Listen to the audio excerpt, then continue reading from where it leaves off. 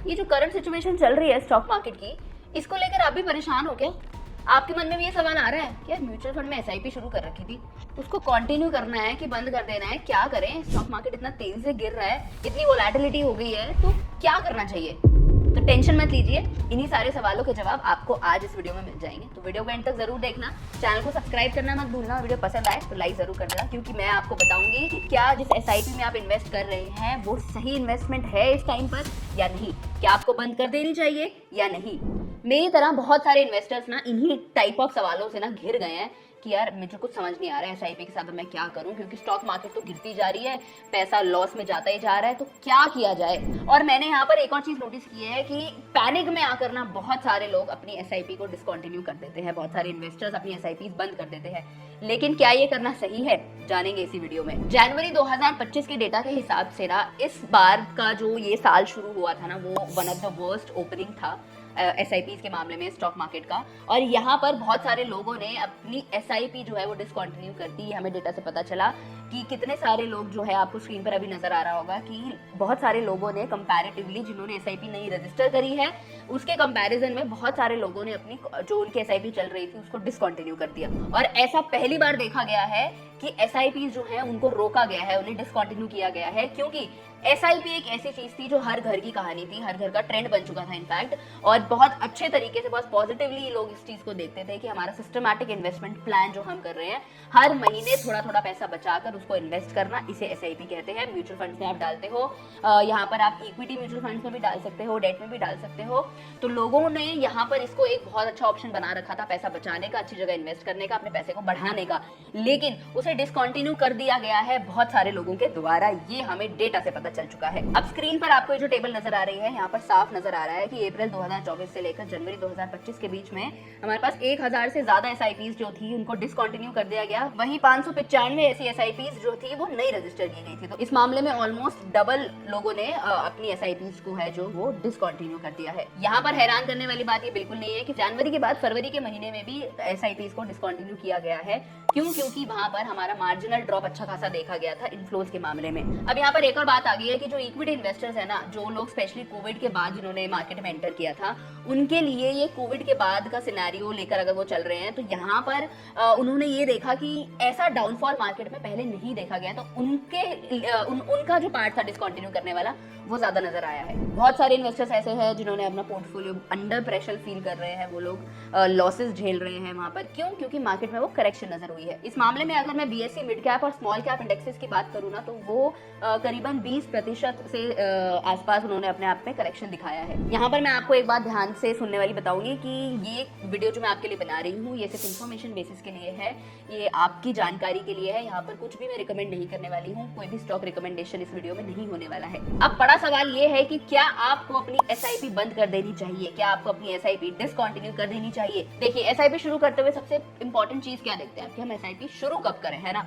हम ये सोचते हैं, पहला सवाल मन में आता है कि एसआईपी शुरू तो करनी है, लेकिन सही टाइम क्या होगा, किस टाइम पर हमें उस एसआईपी को शुरू करना चाहिए कि हमें लॉस ना हो बस। अब स्क्रीन पर आपको ना एक ग्राफ नजर आ रहा होगा जहाँ पे दिखाया गया है कि मार्च 2015 से लेकर फरवरी 2016 तक की जो करेक्शंस हुई हैं इक्विटी मार्केट में। तो यहाँ पर आप देख सकते हैं जो ब्लू कलर की लाइन है ये लमसम अमाउंट दिखाती है, लमसम यूनिट्स दिखाती है, और ग्रीन वाली है वो एसआईपी यूनिट्स बता रही है, और एनएवी आप यहाँ पे देख सकते हैं, यानी कि नेट एसेट वैल्यू जो होती है वो कितनी ज्यादा फ्लक्चुएट हुई है इस पूरे एक साल में। चलिए अब दूसरा ग्राफ दिखा देती हूँ जहाँ से आपको क्लियरली और अच्छे से बेटर चीजें समझ में आ पाएंगी। तो यहाँ पर आप देख सकते हैं कि अगर आपने अपनी इन्वेस्टमेंट जो है वो कोविड टाइम पर शुरू करी, आपने अपनी मंथली एसआईपी जो है वो कोविड टाइम पर शुरू करी जब इंडियन मार्केट जो थी वो काफी लो थी, और जहाँ पर जो भी प्राइस था वो इतना एक्सपेंसिव नहीं पड़ रहा था आपको। तो उन लोगों को चिंता करने की जरूरत नहीं है, क्योंकि लमसम इन्वेस्टमेंट की गई लो पेंडेमिक टाइम पर जो था उन्होंने बेटर कंपाउंडेड रिटर्न्स दिए हैं। लेकिन वो लोग जिन्होंने हाल ही में अपनी एसआईपी की जर्नी की जो है उसकी शुरुआत करी है, उनको थोड़ी सी घबराने की जरूरत यहाँ पर दिख रही है, क्योंकि शॉर्ट टर्म में ये वाली चीजें यहाँ पर नोटिस नहीं की जा सकती हैं। अगर आपने अपनी इन्वेस्टमेंट अभी शुरू करी है, ज्यादा टाइम नहीं हुआ है, तो आप उसको लॉन्गर पीरियड के लिए होल्ड करके रखिए, क्योंकि एसआईपी में इन्वेस्ट करना हमेशा ही एक बेहतर ऑप्शन होता है। ऐसा कुछ भी जरूरी नहीं है कि अगर मार्केट में करेक्शन आई हैं तो आप अपनी एसआईपी बंद कर देंगे या कुछ कर देंगे। जी नहीं, ऐसा नहीं।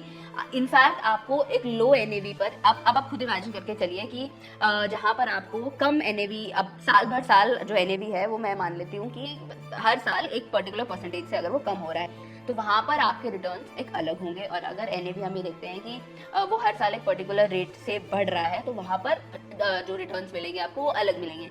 तो ये चीज़ें डिपेंड करती हैं कि उस टाइम पर नेट एसेट वैल्यू जो है वो क्या चल रही है। अब एक और बात, अगर आप ये सोच रहे हैं कि आपने SIP शुरू कर दी और आप ये सोच रहे हैं कि 3 से 5 साल के अंदर अंदर हम बढ़िया एक अच्छा प्रॉफिट बनाकर निकलेंगे, तो ऐसा नहीं है। आपको SIP longer period of time के लिए रखनी चाहिए। 10 साल तक रखिए उसे, 12 साल तक रखिए कम से कम, जहां पर आप एक अच्छा प्रॉफिट निकाल पाएं। स्पेशली अगर आप स्मॉल कैप फंड्स में इन्वेस्ट कर रहे हैं या मिड कैप फंड्स में इन्वेस्ट कर रहे हैं। अब ऐसे कौन से रीजंस हैं जिनकी वजह से स्टॉक मार्केट इतना नीचे जा रहा है, जिसके कारण हमारे अंदर ये थॉट आ रहा है कि भाई SIP को हम अपना रोकें कि नहीं रोकें।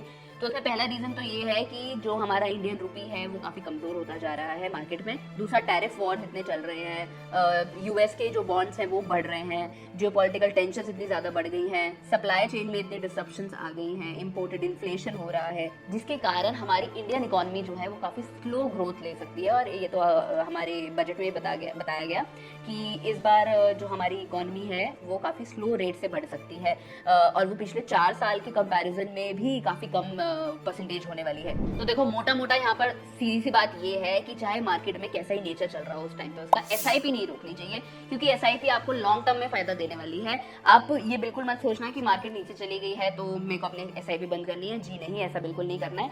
इनफैक्ट अगर आप कहीं पे इन्वेस्टमेंट करने के बारे में सोच रहे हैं ना, तो शायद ये अच्छा टाइम हो सकता है, क्योंकि वो हमने सुना है ना कि अगर खरीदना है तो कम रेट पर खरीदो और बेचना है तो ज्यादा रेट पर बेचो। तो ये अच्छा मौका है अपनी SIP शुरू करने का। आपको यहाँ पर जब नेट एसेट वैल्यू जो NAV जो होता है ना, जब वो कम हो जाता है ना, तो वहाँ पे आपको ज्यादा यूनिट्स मिलती हैं। तो यानी आप उतने ही अमाउंट में ज्यादा यूनिट्स परचेज कर पाते हैं। लेकिन वहीं पे अगर प्राइस बढ़ जाता है, NAV बढ़ जाता है, तो आपको उतने ही अमाउंट में कम यूनिट्स मिलेंगी।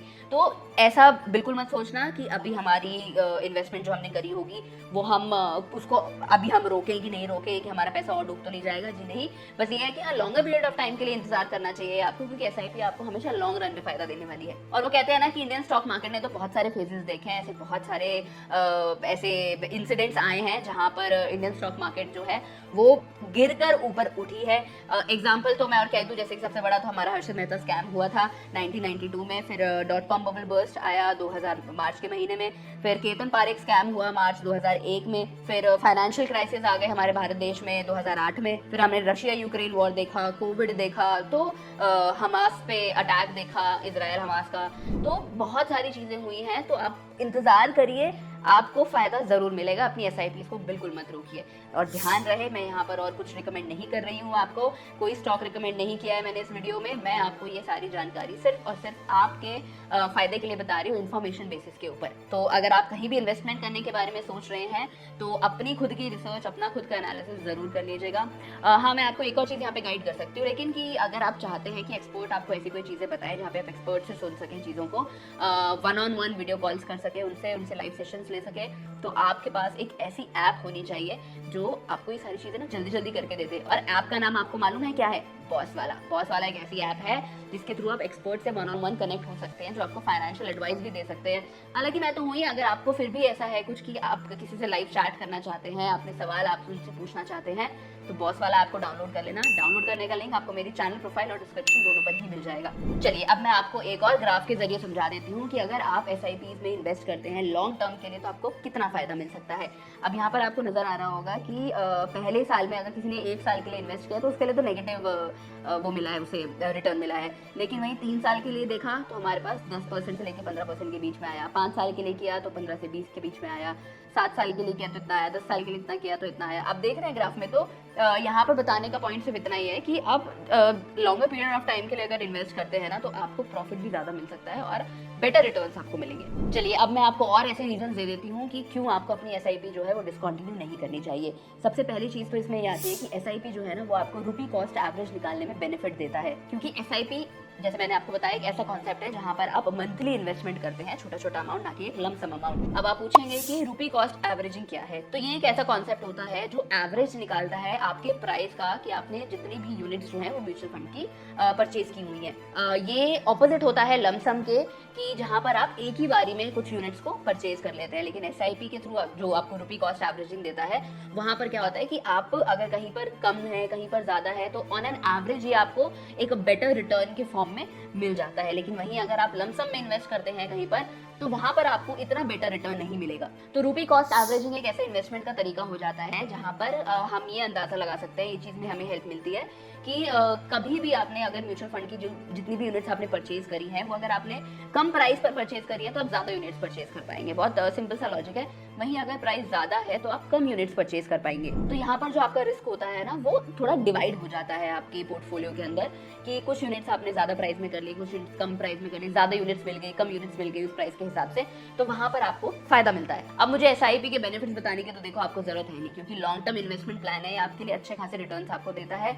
यहाँ पर आप पावर ऑफ कंपाउंडिंग का जादू जो है ना वो देख सकते हैं, कि कैसे साल दर साल अगर आप अपनी एसआईपी है जैसे 10% से भी बढ़ाते हैं ना अमाउंट, तो आप करोड़पति बन सकते हैं। और मैं एक्चुअली में ना बहुत सारे एग्जांपल्स दे सकती हूँ आपको, जिससे आप ये समझ पाएंगे कि पावर ऑफ कंपाउंडिंग कितना जरूरी है, इन्वेस्टमेंट करना कितना जरूरी है। ये आप उस प्रोसेस से समझ पाएंगे पूरा का पूरा, कि मैं अगर अपना एसआईपी कहीं पर भी डालती हूँ ना, किसी भी म्यूचुअल फंड में अगर डालती हूँ, तो मुझे हर साल कितना कितना रिटर्न मिल सकता है। और कुछ टाइम के बाद, जितने भी पीरियड के लिए मैंने लॉन्ग टर्म है एनी हाउ, तो अगर मैं 10 साल बाद अपना पोर्टफोलियो देखती हूँ या 10 साल बाद अपना बैंक अकाउंट देखती हूँ, तो मेरे पास करोड़ों रुपए हो सकते हैं। और सबसे बेहतर चीज तो ये है कि अब एसआईपी करना इतना अफोर्डेबल हो गया है लोगों के लिए, आम आदमी के लिए। सिर्फ 500 रुपए से आप शुरू कर सकते हैं। इनफैक्ट आरबीआई की गाइडलाइंस ये भी आई है कि कुछ 250 रुपए वाले एसआईपी भी वो शुरू करने वाले हैं, कि जहाँ पे आप अपनी इन्वेस्टमेंट सिर्फ 250 रुपए महीना कर सकते हैं। और कुछ एसेट मैनेजमेंट कंपनीज ऐसी भी हैं जो 100 रुपए से भी इन्वेस्टमेंट जो है वो शुरू करवाती हैं। तो देखिए, यहाँ पर बहुत बड़ी चीज़ नहीं होगी ये कि अब हमारे पास पैसा नहीं है या मैं गरीब हूँ तो मैं क्यों एसआईपी करूँ, ये ऐसी बात बिल्कुल नहीं है।